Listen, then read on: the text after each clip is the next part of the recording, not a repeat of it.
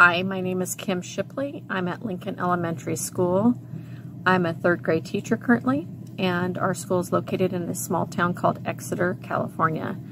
I have been in this school district for about 20 years. I first started in teaching because I love to help kids. I loved school growing up. I always was playing school at home, and it just seemed like it was my calling.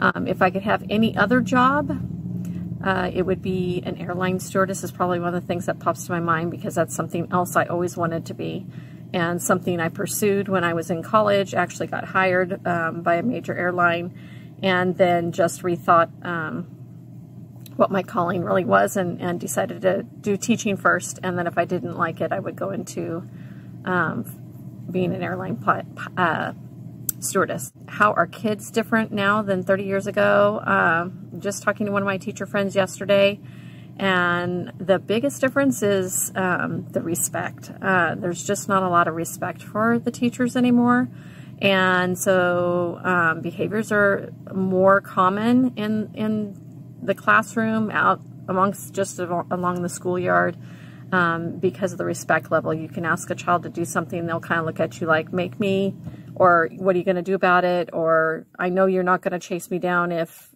I decide to do it anyway. And more and more students are like that. Sadly, more and more students are like that, and it's very few and far between to have kids that are your highly respected kids that, you know, just show that they've got a level of respect inbred in them. Teaching is very different. Teaching is highly focused on academics. It's a very intense academic world compared to when I first started teaching. Not that we didn't have academics and we expected high things from kids, but there was time to also reach all parts of the kid, the artistic part of the kid, the musical part of the kid, the fun part of the kid. Even things like handwriting and cutting and gluing have become things that isn't even really explored at school, because the academics of reading and math and writing are just the intense focus.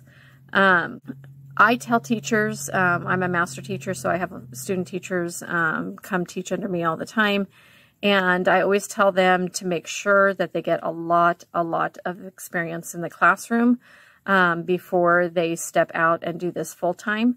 And then once they do step out full-time, to make sure they find somebody on their site who is willing to really be a mentor for them, not just somebody that's been assigned by the school or assigned by their college, but find someone who they see is a very effective teacher, who they see kids not necessarily as their best buddy. My students like me, but they know I'm really stern and really firm, and I have high expectations of them, but that's one of the things that they gravitate towards, is because I am that firm, consistent.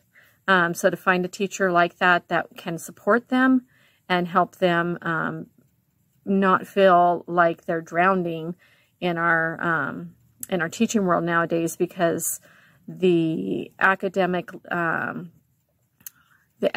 pile of getting lesson plans together and keeping the class flowing doesn't leave a lot of time for discipline issues or anything like that as well. So making sure they're finding a good mentor. One thing I would change to help kids learn better, that's hard.